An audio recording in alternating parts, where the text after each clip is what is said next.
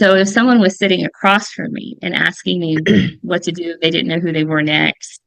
Um, to the best of my ability, I would try to convey to them that that is okay. That we don't need to know who we are next. But the lack of knowing can be so painful, that there might be some more practical steps in the middle, right? Like, again, identifying your kind of like your anchor people. Who Mhm. are the people who can remind you of who you are when you forget? Um, the people who know your goodness, and can remind you of that goodness. What's up, you beautiful beasts? I'm Katie. I'm on a mission to help humans become their favorite versions of themselves and to strive for overall health by healing their relationship to food and exercise, healing their relationship to their body, and most importantly, healing their relationship to themselves, all without ever having to step on a scale. I have had the privilege to talk to all kinds of different humans who have been through a plethora of experiences just being a human and existing. I believe that every single time someone shares their story, at least one person listening will learn from it, be inspired by it, and maybe, just maybe, even change the entire direction of their life. These are the stories of humans unveiling their beautiful beast. Keep listening. This is the Unveiling the Beast podcast.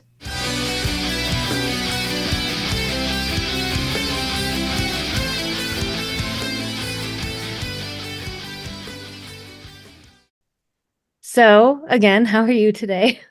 I'm doing well. How are you? I'm good. I'm hanging out with the boys on the weekend, my husband and my son, just relaxing. We usually camp out in the living room on weekends. So, That sounds fantastic. I like the sleepover vibes and camping out in the living room.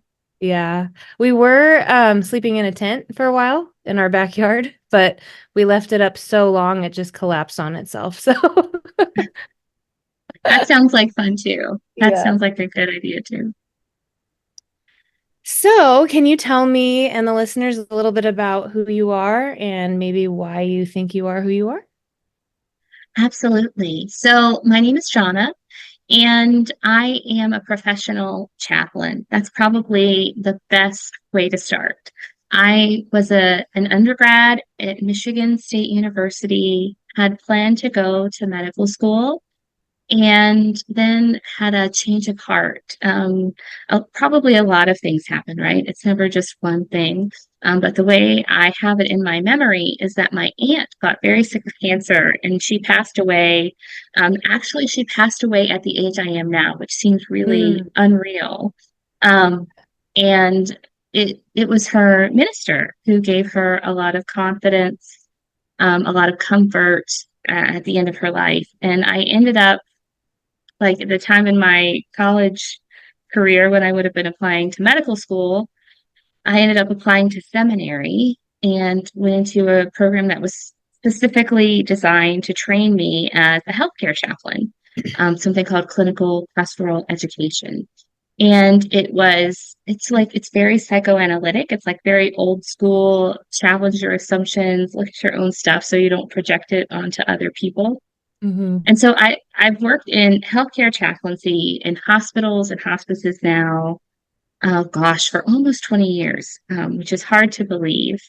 But I also went back to school and got my PhD in pastoral counseling. So I've also worked as a counselor and a therapist. And I have just this heart for um, helping people realize how capable they are and how much they know and how much they can trust their own knowing. And I think that when I look at my personal life, like I think about my friends and my big extended family, I've had a lot of opportunity to be with folks in a lot of different places in a lot of different ways. I just have this crazy big family. And I've seen that time and again that when we can trust ourselves, we feel better about the choices we make, and then we make better choices. Like it feeds on itself. So I have set out in my professional roles, but also in my own and also in my own business, to find ways to empower people to do this. So maybe that's a good place to start. Yeah. That's to think that you're the age that your aunt was when she passed away. That's just it's nuts to think about. Um because I mean, I don't know about you, but in my experience, I feel like we're younger than our previous generation, if that makes sense. Like, I saw a video recently of my mom when she was 37 and I'm 39, and I'm like, she looks old, you know? I mean, not that it's a looks thing, but just I feel like our generation, I'm just putting you in there with my generation. I feel like we're younger than our previous generation. Yeah, I turned 40 this year, and that's how old my Mm. aunt was when she passed away, which was over 20 years ago now. Obviously, because I said I'd been in chaplaincy for 20 years, and it was Right. her illness that sort of prompted that for me. But I think that's true in so many ways. But I know there are a lot of folks who will take the cast of the Golden Girls and then change their outfits and their hair, and they look so much younger. Or you think like the reboot of Sex in the City, those women are the same age as the Golden Girls were really Mm. when they were making that show. And I think that does bring up that sense of how different um how different, I don't know if it's the looks or even just, well, I would say it's like access to information and stuff, but if you're 39, we're both in like that elder millennial bucket. And I know that the generation that's after us has a lot of um like there's concern about them having more difficulty, or I'm pulling now from data I don't have in front of me, Right. so I know I'm painting That's with a okay. broad brush, but like this, I feel like we're in this sort of unique bubble where we do have some advantages. I don't mean to say anyone else has disadvantages, but I do feel like we have some advantages Yeah. at our age. Yeah. Yeah, and I think it's less of a, I mean, it is clearly how we dress, I think, because I think back then they felt like they needed to change and start dressing their age at a certain age, and it's like, I'm gonna wear whatever I want. But I think it's a mindset thing too. Um, the way people carry themselves and uh I lost my train of thought, but yeah, I think yeah. Oh, well, I know too, like I've heard people who are older than me talk about the difference in perspectives on things like sunscreen. Like Mm, I remember always getting the talk that sunscreen was important, and that probably wasn't always like just like seat belts weren't always a thing, or yeah. people used to smoke on airplanes. I think Oh maybe my we're gosh. also benefiting from some of the generational learning that's come before us. Yeah, that's true. Well, of course, my intention wasn't to get into that conversation, but it was a nice little, side street. Yeah. So tell me a little bit about, well, this is the podcast of stories. And do you have a story in your life that maybe changed the way you think or changed the way you live, or something that was just like, this changed the essence of who you are forever? That's a fabulous question. Mm, There are a few things that come to mind. One of them being the story I shared about my aunt. mm, Um, and the learning that I got by choosing a path that moved me in the direction of chaplaincy as opposed to strictly medicine. Because I would say that's still healthcare chaplaincy would still be a part of that medicine dynamic in many ways. Um, would be that I I learned how to pay attention to the larger story, like whether it's the larger cultural story, like my family is from West Virginia, so am I. We're Appalachian, and that can have a lot of meaning. Of course, Appalachia is very big, so it Hmm. varies, but that story and then also like my family story, what it means to be a part of my family and what it means to be the person I am in my family. Um, but like that realization, like I said earlier, to go to seminary instead of medical school, um, there was this pivot in the road. I was working in a microbiology slash entomology lab as an undergrad at Michigan State. And I, I was really wrestling because, again, like I said, lots of things, right? I was always more of a words person than a numbers person, especially as a teenager. I don't know, I would define myself that way if I were to go back to school at this point in my life. But I always just found it much easier to write and tell stories than to figure out a science equation, which is also a kind of story. Hmm. And so I was really trying to find my way into medicine in a way that made sense to me. I come from a family where lots of people work in healthcare. And of course, that makes sense because we come from a pretty small community. And in small communities, healthcare is a big employer. Um, and so I remember I was making buffer solutions for the grad students in the lab. So I was, in full, I've masked, this is 2000, this is 20-ish years ago. Because now if I talk about PPE and we've just come through COVID, this was many, many moons before COVID when I had all this garb on of having my hair covered, goggles, mask, full lab coat, gloves. I've got the pipetting equipment. And I was in the lab by myself late at night and I caught this glimpse of myself in the reflection of the glass on the chemical cabinet. And I was like, oh, this isn't me. It wasn't even a thought I had to think. I didn't have to slow down and ask myself the question or like take myself in. It was just in an instant, oh, this isn't me.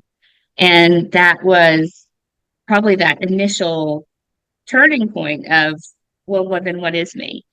So I can think of other stories like that too, but it's always that inner knowing Hmm. or coming from the Christian tradition, we would say like the still small voice that turns like turning a page, like it's time for a new story, which is exciting and scary at the same Yeah. time.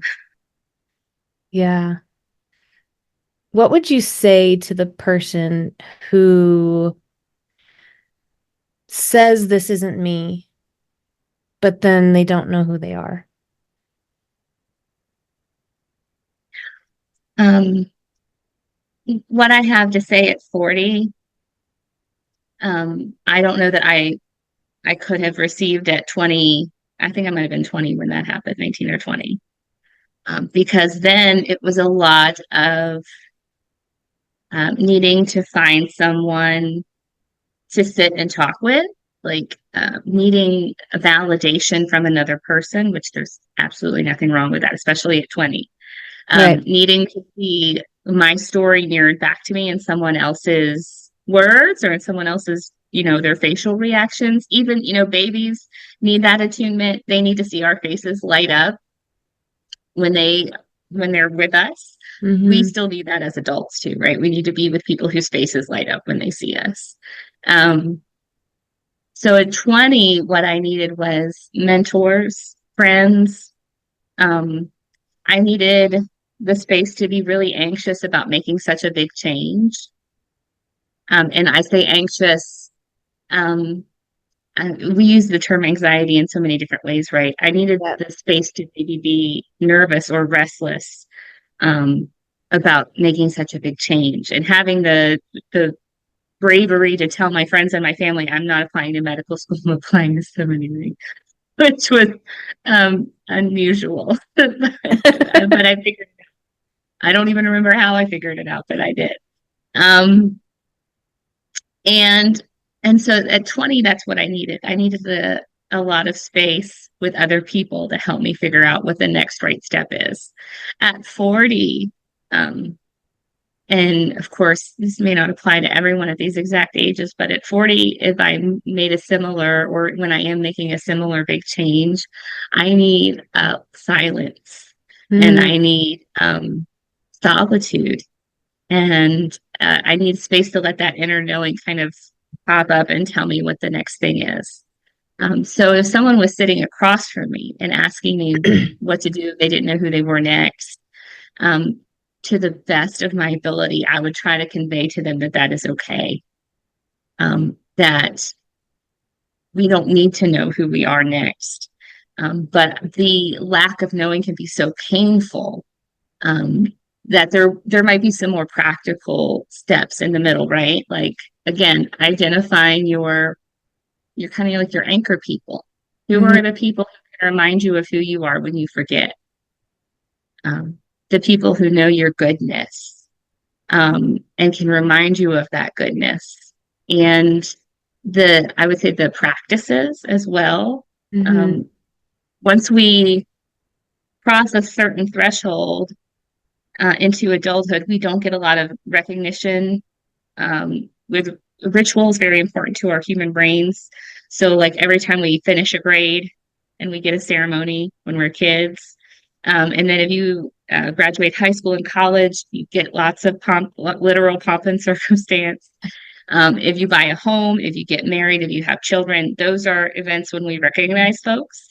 Um, but in general, I would say most adults don't have that kind of ritual recognition in their life where you go before a community you're part of and you say, hey, I was on this trajectory to be a physician, and now I'm going to go be a minister. And they say, okay, we see you. We see you and we validate you and we're here with you in that. So know your anchor people, know your anchor practices. And it's kind of like when we talk about our physical health, some of it is complex, but some of it is very um, and again, I'm painting with a broad brush, because every person, everybody, and everybody is different. But when we move better and we eat better, yes, Thank when you. we move better and we eat better, like when we listen to what our minds, our hearts, our souls, our bodies need, and we respond to that, that our body is not just a vehicle to move our brain around, um, then we feel better. But also, like when you're in that space of making a big decision, to learn to trust, like there's a wonderful um, author speaker, Dr. Martha Beck. She's a sociologist, and she talks about being a person sometimes in these very basic ways of like play until you feel like resting and rest until you feel like playing, because we get a lot of, again, I'm generalizing, but Right. culturally in America, we get a lot of shame for resting. Like resting can equate to laziness, and being playful can also equate to this kind of, um, if you're not taking things seriously, then you're not really engaged in this work of adulthood that we're doing together. Yeah. And the opposite is true. When we're well rested, we're better able to make good choices for ourselves and those around us, right? Because on any day of the week, when I go out, I want to make generous assumptions that the other people around me who are driving their cars or serving my food are capable of making good choices. And when we're more playful, we learn better. We connect with other people better. So it again can depend on the person who's sitting across from me saying, I just made this huge change. I don't know who I am anymore. Um, it's similar to when someone has lost, because any change is loss, and every loss is a kind of grief. So Right. any loss that prompts someone to start crying, people can be hesitant to cry, saying, I don't think I can stop. And I can only promise, yes, you will. Like you will eventually stop crying. Just like when this change comes and you're not who you were anymore, a new you is forming. You're just not there yet. If we can tolerate this middle space, um, it will come together. And there's a story of a Buddhist monk who says when everything is falling apart, it's usually the universe's way of trying to distract you because something else better is coming into being, and the universe doesn't want you to mess it up. So Yeah. There's so much I want to unpack in what you just said. Um, but what I want to start with is we tend to think, and again, I'm going to generalize too, and also based on my own experience, we, how do I word this? I'll just point it at me. So when I was turned 18, I was like, okay, I know who I am now. and and my brain was like, psych. And my brain and my experience that led into my 20s was like, nope, that's not who you are. This is who you are. And then I had a little bit more life experience, and then it was, no, no, no, no, no, this is who you are. So I think we're on this continual um like adventure of like knowing who we are and becoming someone new all the time. So it's this, you are always you, and there's always more to add to who you are. So I think that's one of the big things that stood out. And I loved, like, rewind, blah, blah, blah. I loved your distinction between being in the 20s and still needing that outside. um I mean, we always need the outside people. Like, we always need our people. But in our 20s, like you said, most more so than when we're in our 40s, where we need to go inside of ourselves to figure out what to do next, because we have the answers. We have the answers to all our problems. And to have those people around you to help you guide yourself into yourself to figure out the solution to your problem or issue. I don't want to say problem. It's not always a problem, but yeah. So those are things that stood out for me.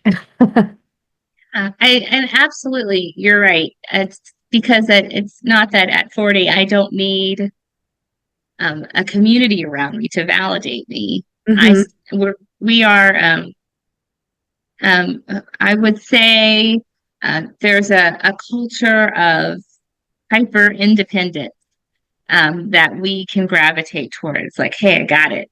Whether it's I'm going to carry all 8 grocery bags in one go, just layer them up on my arms, or I can load the dishwasher, get the laundry done, tend to the like acting as if we can maintain a household and maintain a work life and maintain meaningful relationships, and all the plates keep spinning at the same speed every Yeah. day, all day. It's more of a cycling act, I think. Things sort of get Hmm. done in tandem. And it's just that if whereas in my 20s, I thought, oh no, I'm upending everything, or there's nothing, there's something wrong. There's like a wrong decision to make here, maybe that I could accidentally make. And now I would know with a similarly structured decision, I could trust my decision and make it, and then maybe tell some of the more. Now I don't have a spouse, so that might be a caveat. You include your spouse because they're in like a more of a 50-50 partnership with you in so many ways. But I would need less prompting to get to the decision. I would still need the people around me to say, "Oh, we see that in you." And then of course maybe the paradox is that if nobody said that, I at 40 could probably still go, well, that's okay. Like Yeah.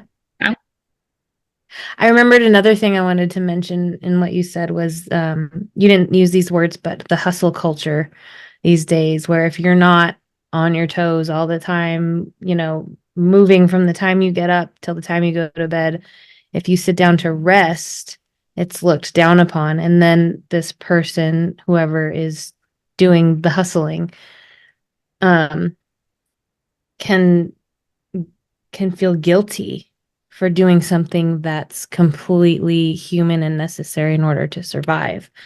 And so it's like this move, move, move, move, move. And I was guilty of that too. Like, I was constantly doing something. And when I finally was able to sit down and rest, it was something's missing because I wasn't doing anything.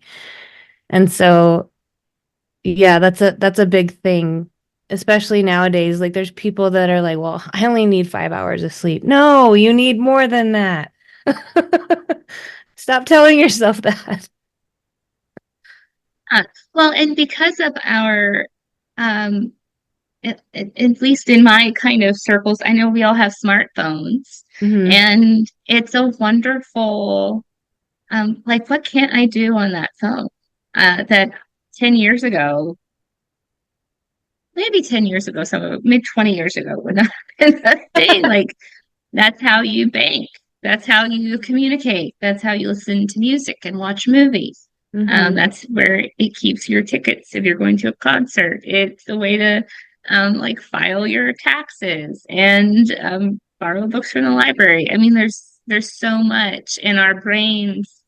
I will say, in my opinion, so far, our brains as adults are more capable of accommodating this technology than the younger generations that are also having this plethora of availability. That can be Mm-hmm. really painful.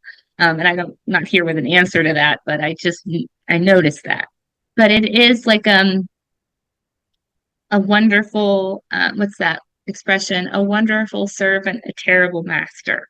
If you can't balance your relationship with your screens, it will eat you up. It Mm-hmm. just will. Yeah, and somebody said to me once that it kind of takes your own creativity away. We're all creative beings, and when you're constantly looking at other people's work, especially if it's like first thing in the morning, we get up, we get our coffee, we get our phone. And it if I don't remember how it was explained, but watching other people's creativity takes away our own creativity. Does that make sense? Yes, there's an artist named Amanda Palmer.